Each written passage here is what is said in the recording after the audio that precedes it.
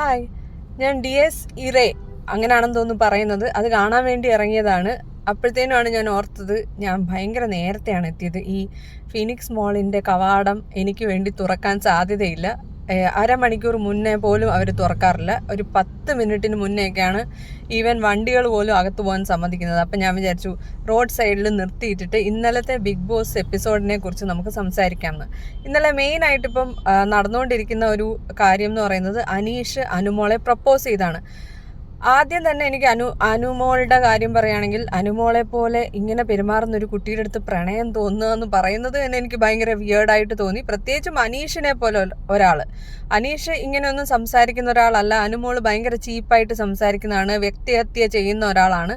അപ്പോൾ ഇങ്ങനെ ഒരാളുടെ അടുത്ത് അനീഷിന് ഇഷ്ടം തോന്നിപ്പോയി. ഇപ്പം അത് പറഞ്ഞിട്ട് കാര്യമില്ല. പക്ഷേ എങ്കിലും ഇത് പുള്ളിയുടെ ഒരു കണ്ടന്റ് ആണെന്ന് തന്നെയാണ് എനിക്ക് തോന്നുന്നത്. കാരണം എന്താണെന്ന് വെച്ചാൽ പുള്ളി പറഞ്ഞിട്ട് അനുമോളെ തിരിച്ച് ഓപ്പൺ അപ്പ് ചെയ്യാൻ സമ്മതിക്കുന്നില്ല. അനുമോൾ സംസാരിച്ചുകൊണ്ടിരിക്കുമ്പോഴത്തേനും പുള്ളി എണീറ്റ് പോവാണ്.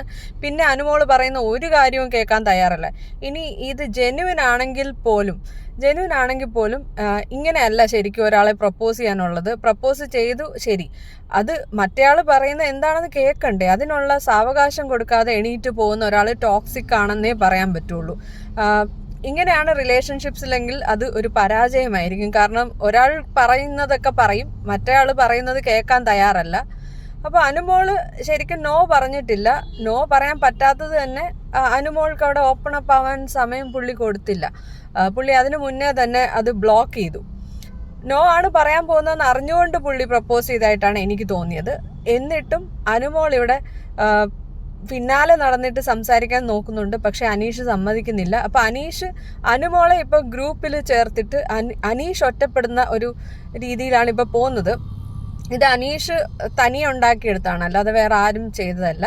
ഇനിയിപ്പോൾ ഒരാഴ്ചയും കൂടെ ഉള്ളൂ. ഇനിയിപ്പം എന്ത് സംഭവിക്കാനാണ് കൂടിപ്പോയാൽ.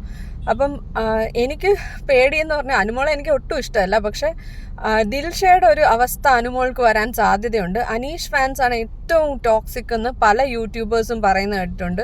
അപ്പം ഈ അനീഷ് ഫാൻസ് അനുമോളെ ഇനി ഡീഗ്രേഡിങ്ങും ബുള്ളിങ്ങും ഒക്കെ ചെയ്യുമോ എന്നുള്ളതാണ് അനുമോൾക്ക് പേടി.